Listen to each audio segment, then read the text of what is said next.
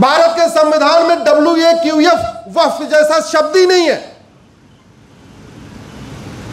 पूरे के पूरे संविधान में WAQF नाम का शब्द ही नहीं है। पूरे के पूरे भारत के संविधान में मजहब के आधार पे मंत्रालय होना चाहिए, मजहब के आधार पे माइनॉरिटी कमीशन होना चाहिए, मजहब के आधार पे स्कूल कॉलेज चलना चाहिए। ये कहीं कोई प्रावधान ही नहीं है। मजहब के आधार पे लोन हो, वजीफा, कोई प्रावधान नहीं है। मैं इस पे खुली चर्चा करने के लिए तैयार हूं। कोई मुझे संविधान में दिखाए जहां लिखा है कि माइनॉरिटी कमीशन होना चाहिए, माइनॉरिटी अफेयर मिनिस्ट्री होनी चाहिए, वक्फ बोर्ड होना चाहिए, वक्फ ट्रिब्यूनल होना चाहिए। दिखाए मुझे कहीं। बल्कि इसका उल्टा है। उल्टा है, संविधान कहता है मजहब के आधार पर तो कुछ खर्च ही नहीं करना। समाधान क्या है? समाधान यह है, अच्छा पूरे पूरे भारत के संविधान में माइनॉरिटी भी डिफाइन नहीं है। अल्पसंख्यक कौन होगा कहीं लिखा ही नहीं है। भारत के पूरे कानून में, किसी कानून में माइनॉरिटी, 6000 कानून चल रहे हैं, किसी कानून में माइनॉरिटी डिफाइन नहीं है।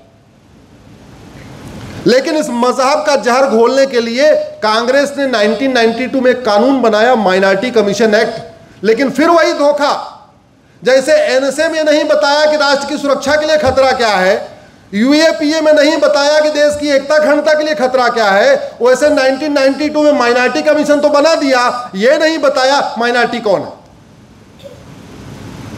2006 में भारत के इतिहास में पहली बार अल्पसंख्यक मंत्रालय 2006 में बना है। उसके पहले था ही नहीं। सोशल जस्टिस मिनिस्ट्री सबका काम करती थी। मैंने PIL फाइल किया है। या तो माइनॉरिटी मेजॉरिटी का कॉन्सेप्ट पूरा खत्म होना चाहिए, नहीं तो माइनॉरिटी को डिफाइन करिए। जिसकी जनसंख्या 1% से ज्यादा है उसका माइनॉरिटी का दर्जा खत्म होना चाहिए।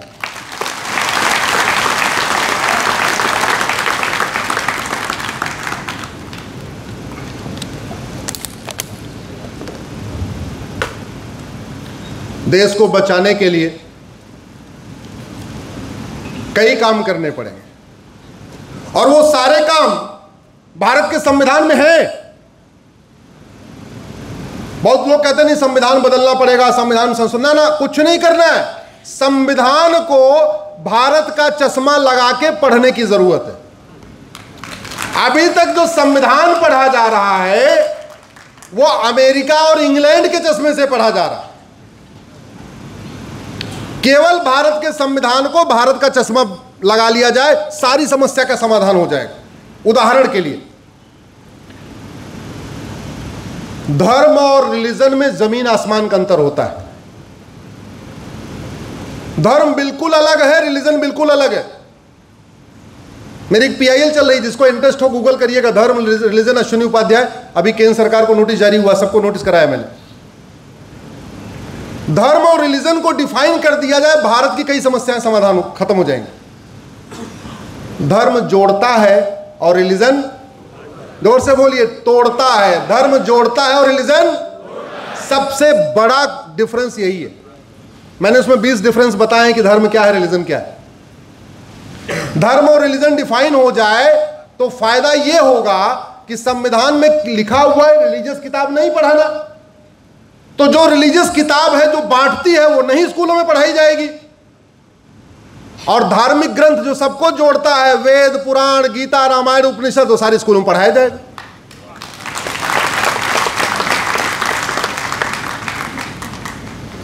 संविधान कहता है रिलीजन के आधार पर पैसा मत खर्च करना, आर्टिकल 28।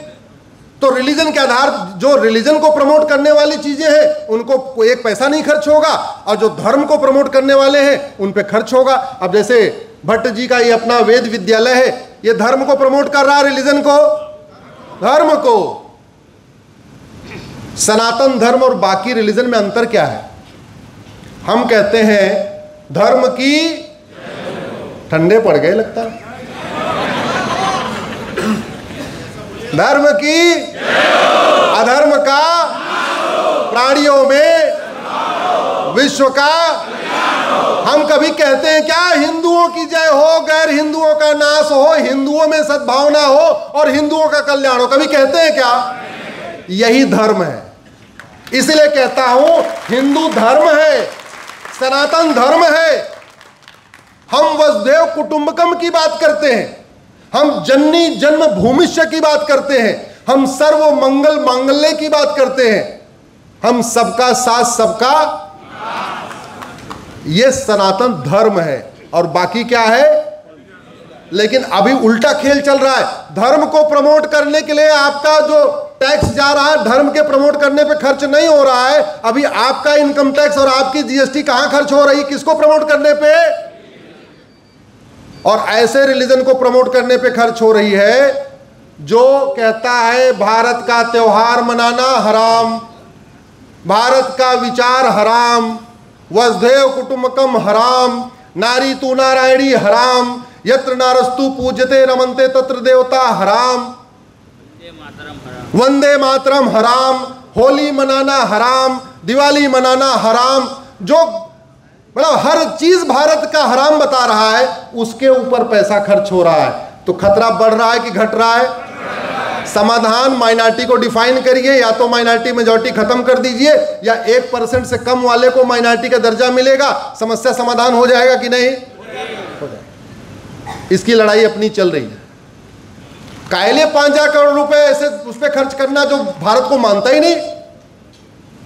मेरा मानना है पैसा खर्च होना चाहिए आपका इनकम टैक्स और जीएसटी का घर वापसी के ऊपर।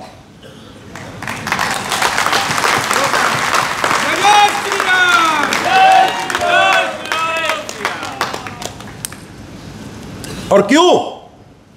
इसको समझिए।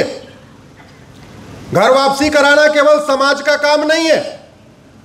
घर वापसी कराना केवल विश्व हिंदू परिषद और बजरंग दल और बाकी आप लोगों का काम नहीं है। घर वापसी कराना समाज का भी काम है, संगठन का भी काम है, लेकिन सरकार का भी काम। और क्यों मैं आपको बताता हूं। कोई व्यक्ति 10 लाख वोट से जीत जाए तब भी वो सांसद और विधायक नहीं कहलाएगा। 10 लाख वो काउंटिंग हो गई, 10 लाख वोट से जीत भी गया, कलेक्टर ने उसको सर्टिफिकेट भी दे दिया, तब भी वो सांसद विधायक नहीं कहलाएगा। सांसद विधायक वो तब कहलाएगा जब वो संविधान की शपथ लेगा। और संविधान की शपथ लेके क्या कहता है? मैं भारत के संविधान के अनुसार कार्य करूंगा, देश की एकता अखंडता को मजबूत करूंगा, equality justice liberty fraternity unity national integration का जो हमारा गोल है प्रियम्बल में, इसको मजबूत करूंगा। जब तक व्यक्ति शपथ नहीं लेता तब तक वो पार्टी का होता है। जैसे वो संविधान की शपथ लेता है वो किसका हो जाता है? सबका हो जाता है। और याद रखिए 20 लाख वोट से भी जीत जाए, अगर कोई शपथ नहीं लेगा तो उसको वेतन भत्ता गाड़ी बंगला नहीं मिलेगा। वेतन भत्ता गाड़ी बंगला कब मिलेगा? जब वो शपथ लेगा। घर वापसी होगी तो संविधान हमारा मजबूत होगा। घर वापसी होगी तो इक्वलिटी जस्टिस की भावना मजबूत होगी।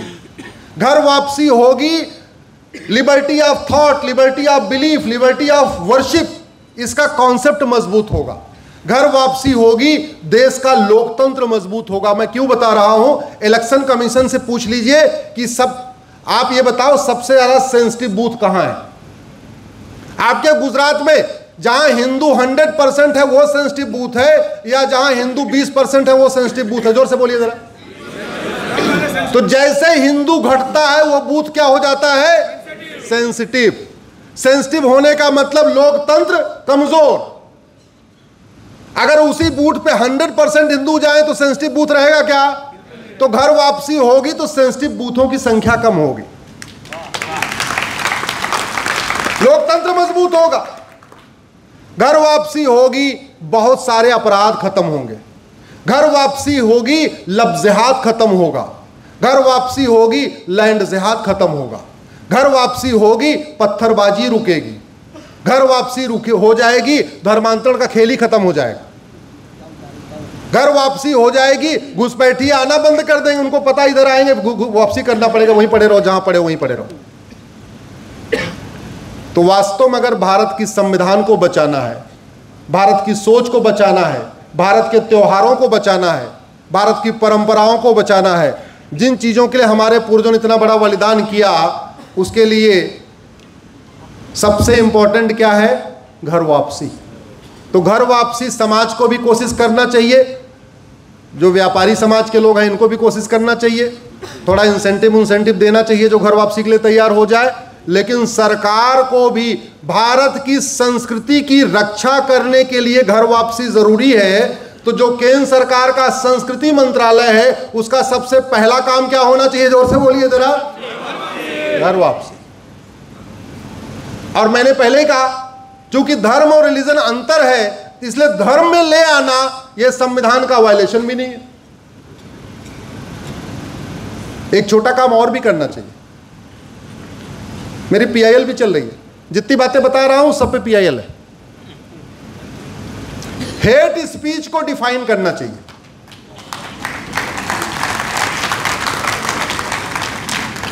हमारे अधिवक्ता बंधु बैठे हैं, आप लोग टीवी में सुनते हो ना, हेट स्पीच दिया, हेट स्पीच दिया, हेट स्पीच दिया। आप जानते हैं भारत में 6000 कानून है, किसी कानून में हेट स्पीच डिफाइन ही नहीं है। मैंने PIL फाइल किया हुआ, हेट स्पीच को डिफाइन करो। हेट स्पीच को डिफाइन करना चाहिए और एक एकता अखंडता आयोग बनाना चाहिए और सारी जितनी भी रिलीजियस किताबें हैं सबकी समीक्षा करनी चाहिए।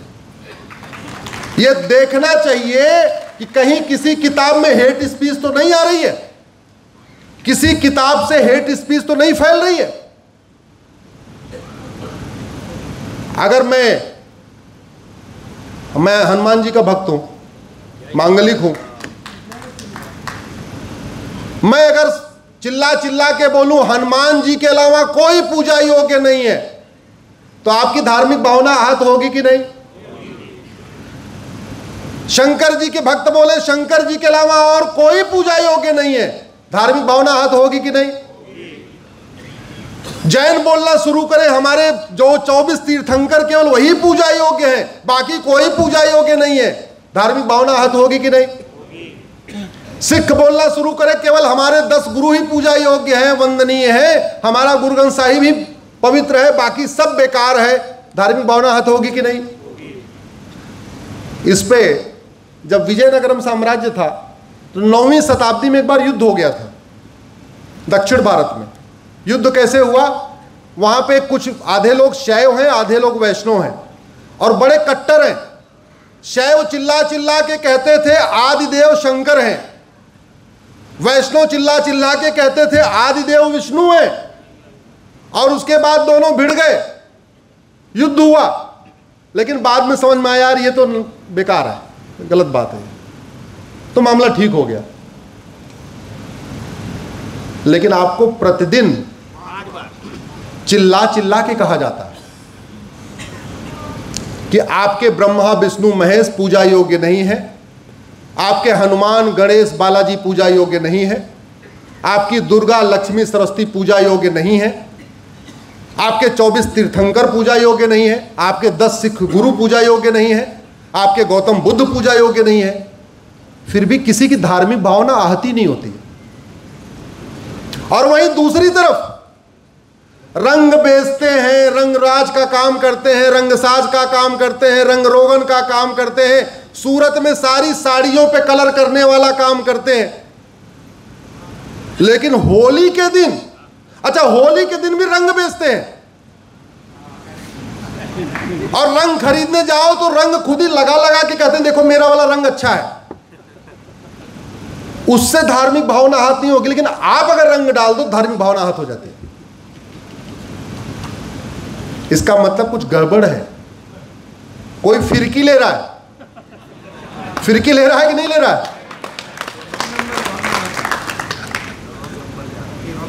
ये फिरकी को समझाने की जरूरत है, एक्सप्लेन करने की जरूरत है कि भैया ऐसे थोड़ी होता है।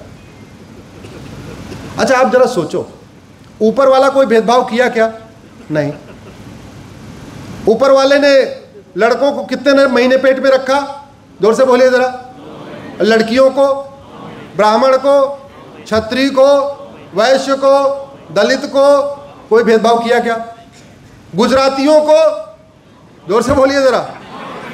और बंगालियों को कोई भेदभाव किया क्या? तो ऊपर वाला ना जाति का भेद करता है, ना भाषा का भेद करता है, ना क्षेत्र का भेद करता है, ना अगड़े पिछड़े का भेद करता है। कोई भेद करता है क्या? भेद कौन करते हैं? नीचे वाले। और किसके नाम पे करते हैं? ऊपर वाले के। ये फिरकी नहीं है क्या? ये फिरकी नहीं है क्या?